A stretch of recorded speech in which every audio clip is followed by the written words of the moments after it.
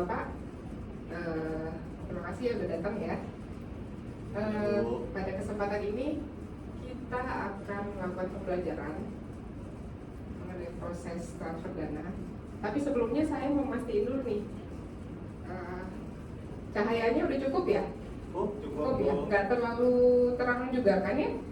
Nggak terlalu redup ya. Oke, slide terlihat jelas? Jelas. Suara saya jelas? Jelas. Alhamdulillah. Ini AC cukup ya suhunya ya, nggak terlalu dingin juga ya? Ya. Oke, bisa kita mulai? Bisa Ya, ada yang mau ke toilet dulu? Ada ya. Bu. Oke. Selamat siang Bapak-bapak. Siang. Apa kabar? Baik. Baik, alhamdulillah. Saat ini kita akan melakukan pembelajaran ya proses transfer dana. Tapi sebelumnya saya ingin memperkenalkan diri dulu. Nama saya Vivi Artiarma, biasa dipanggil Vivi.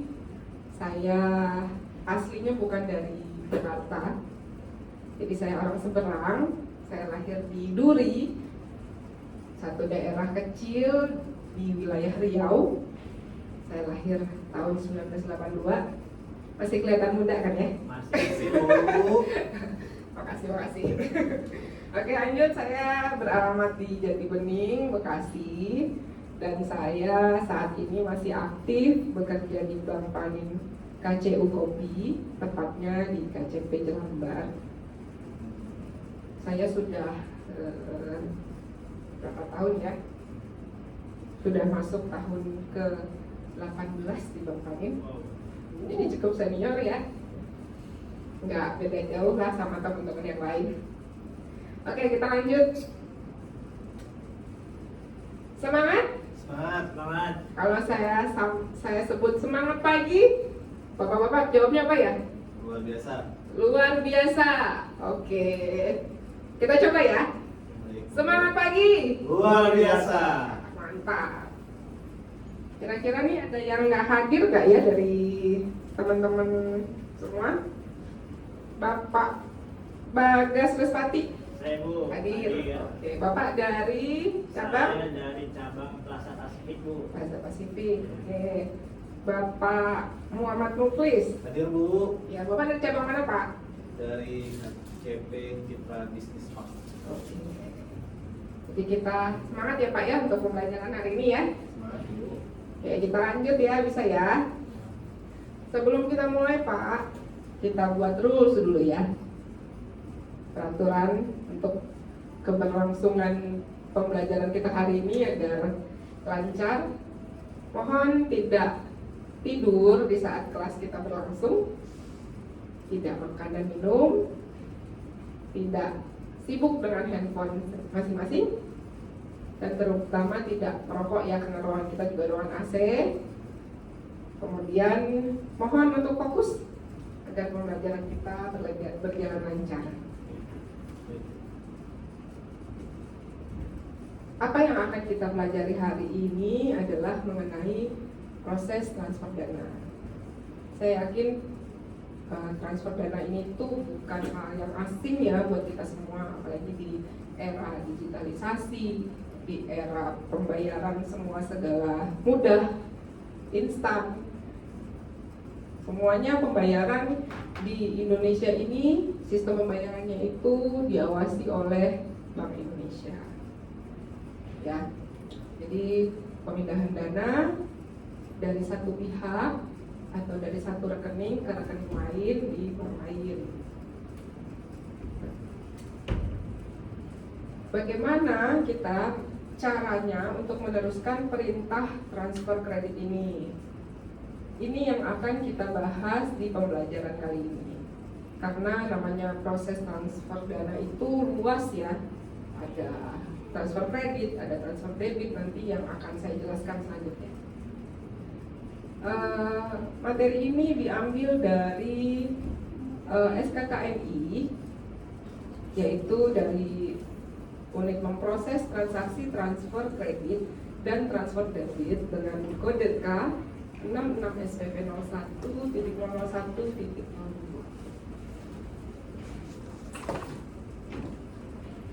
Apa sih tujuan pembelajaran kita, kenapa sih kita harus belajar atau mengetahui mengenai perintah transfer kredit ini?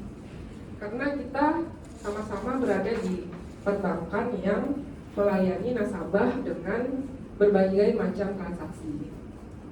Tujuannya kenapa? Karena agar kita bisa memahami dan bisa meneruskan bagaimana proses perintah transfer kredit ini sesuai dengan SOP, sesuai dengan ketentuannya.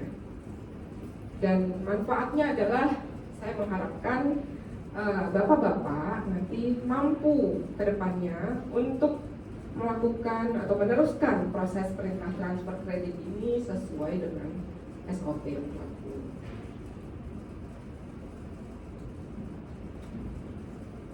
Ini roadmap pelatihan kita ya.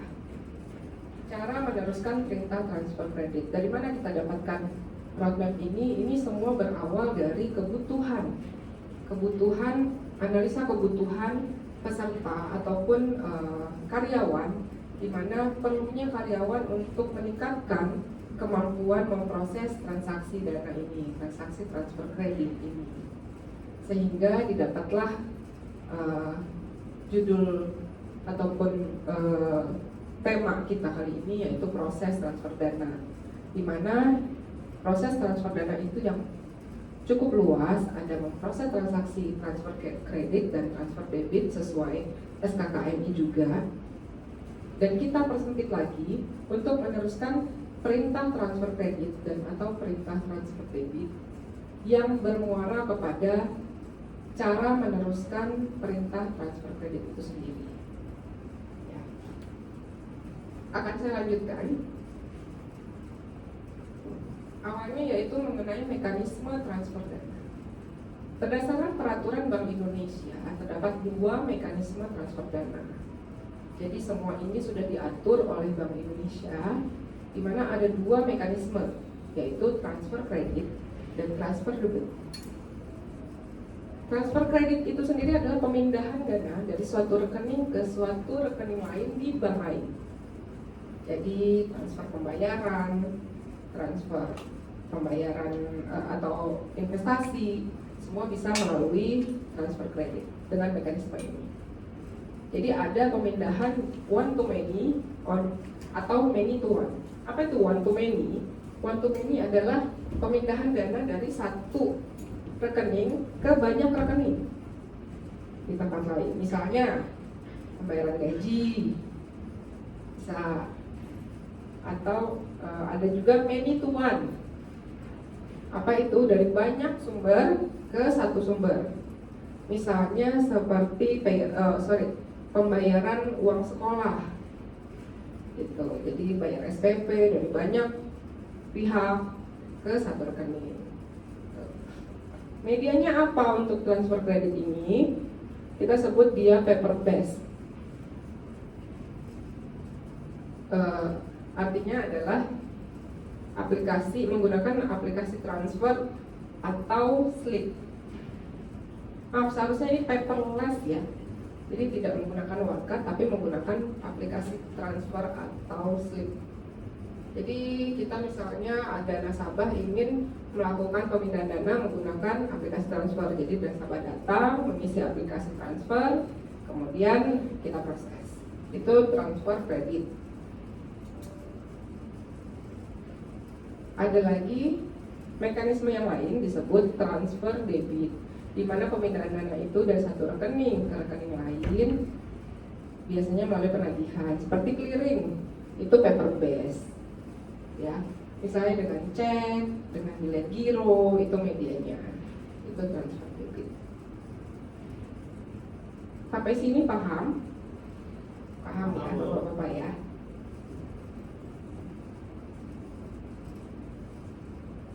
Oke, sekarang kita fokus ke pengertian transfer kredit. Tadi sudah disebutkan bahwa transfer kredit adalah pemindahan sejumlah dana dari satu rekening bank ke rekening bank lain. Itu transfer kredit. Ya, di sini akan saya jelaskan ada metode-metode transfer kredit. Ada LLG, ada LTGS, dan ada BI Fast. LLG apa ya? Lalu lintas girang. di mana pemindahan dana itu terjadwal, ada siklus-siklusnya gitu. Jadi dia dikirim itu gelondongan, dari beberapa transaksi dikirim sesuai jadwal. Bagaimana syarat-syaratnya? Salah satunya adalah nominal transaksi untuk LLG itu sendiri adalah maksimal 1 miliar rupiah. Untuk lebih dari itu disarankan untuk menggunakan metode transfer kredit lainnya. Ada RTGS, Real Time Gross Settlement, di mana pemindahan dana itu secara real time, tidak berbeda dengan LLG. Kalau LLG itu gelondongan per jadwal, kalau RTGS itu per individu, per satu transaksi dikirim, per satu transaksi dikirimkan, itu secara real time. Syaratnya apa? Nominal transaksinya minimal 100 juta rupiah. Sampai sini paham? Ada satu lagi metode transfer yang kita kenal, yaitu BI Fast. BI Fast ini cenderung baru ya, belum terlalu lama diterbitkan oleh Bank Indonesia, di mana BI Fast ini adalah pemindahan dana secara real time juga, cuma bedanya nominal transaksinya maksimal 250 juta. BI Fast ini sama seperti RTGS, dikirim secara real time, tidak gelondongan, dan dia punya spesifikasinya bisa dilakukan 24 jam. Jadi tidak tergantung jadwal-jadwal tertentu, di mana RTGS dan SKNBI atau LLG itu ada jadwal-jadwalnya, ada cut off time-nya. Sementara BI Fast ini 24/7 begitu.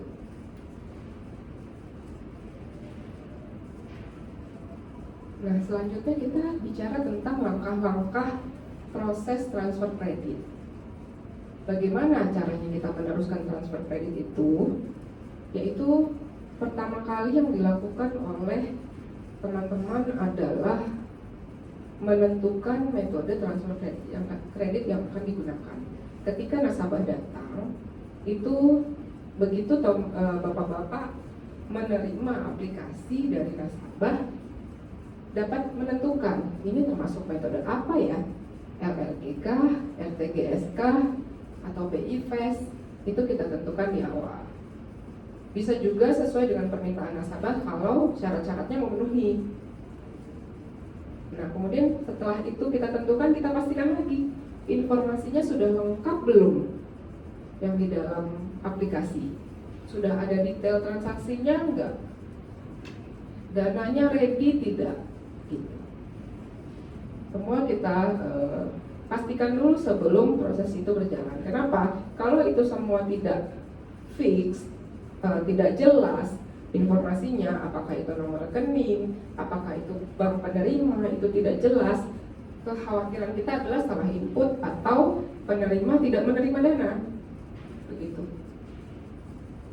Setelah itu semua sudah kita pastikan, kita melakukan konfirmasi kepada nasabah sebelum transfer ini kita proses.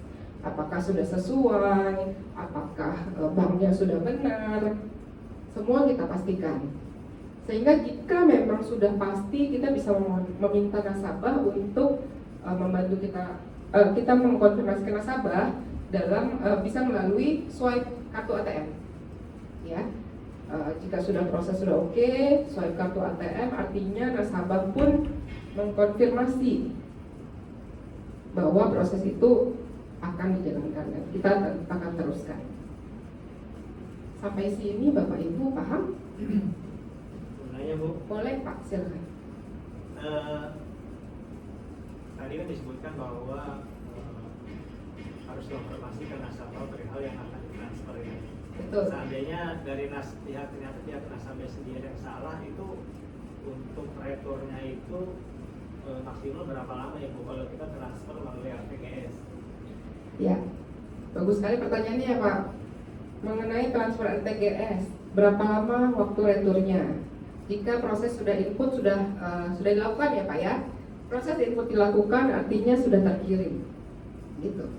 Begitu ternyata informasi yang dikirimkan itu berbeda atau salah, bank penerima akan menolak transaksi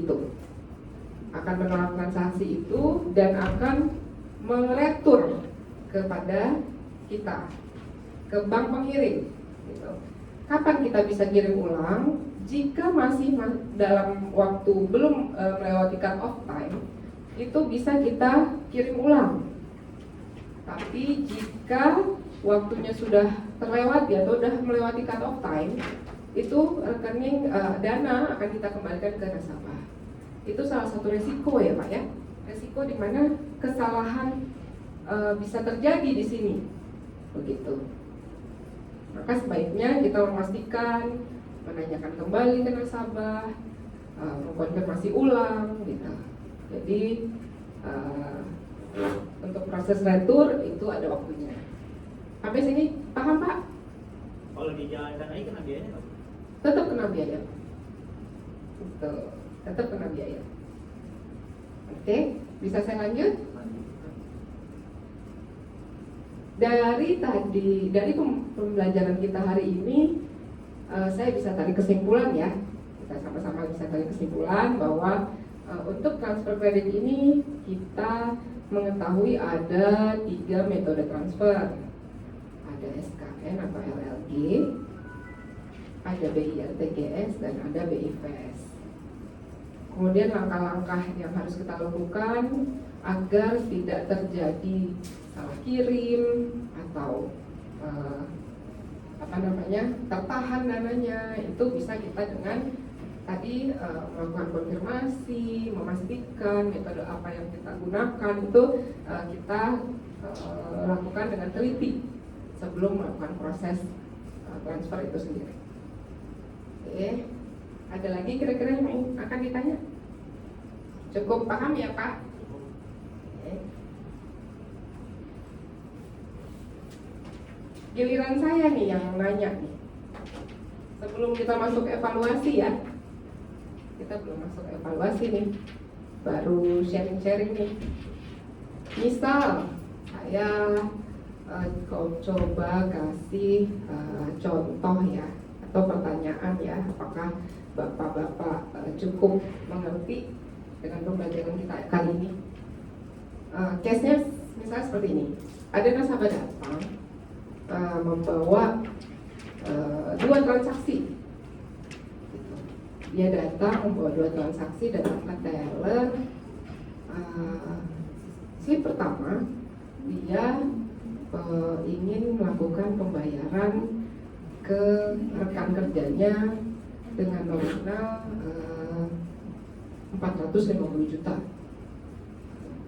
450 juta, dia bilang sore ini dananya harus sampai nih Pak. Gitu. Gimana ya Pak, saya mau transaksi nih yang 450 juta.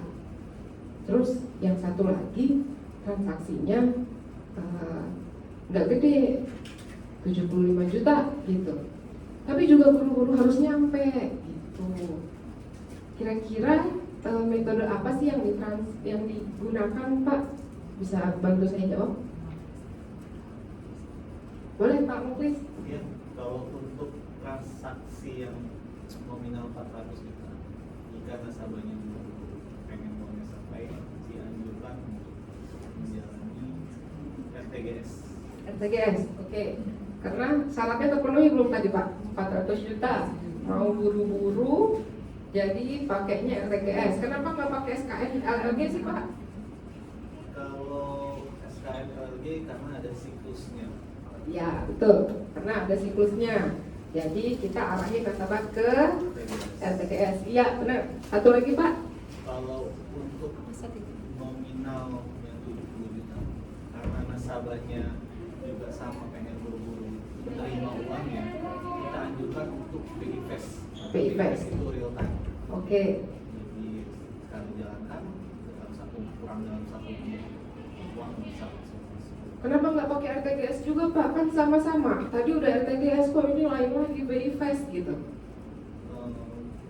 Satu karena biayanya RTGS juga besar. Ya.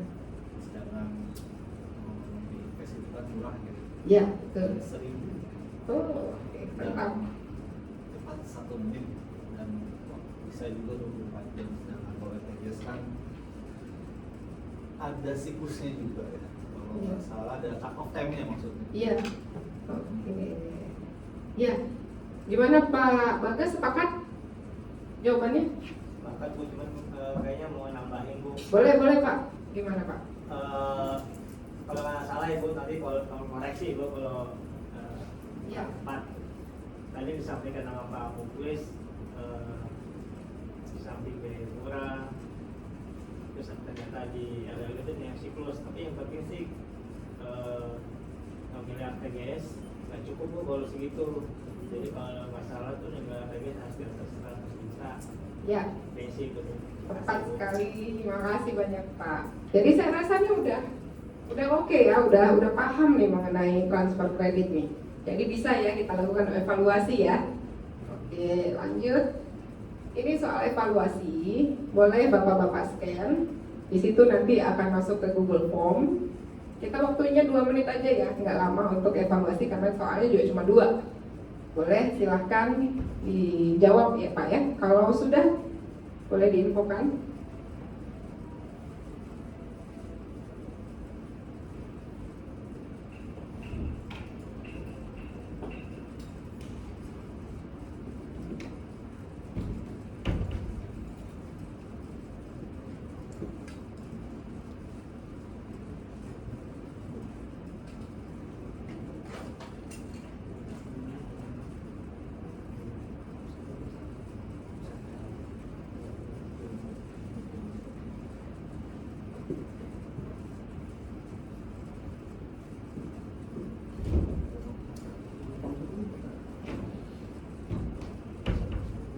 Soalnya gampang ya Pak, sesuai dengan yang kita pelajari ya.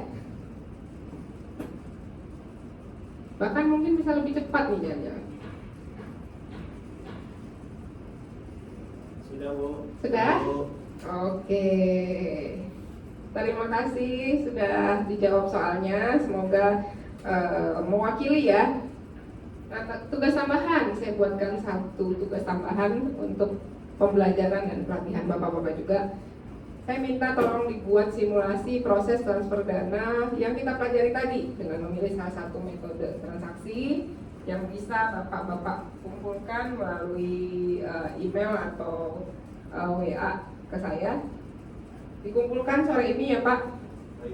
Jam 5 saya harap sudah terkumpul.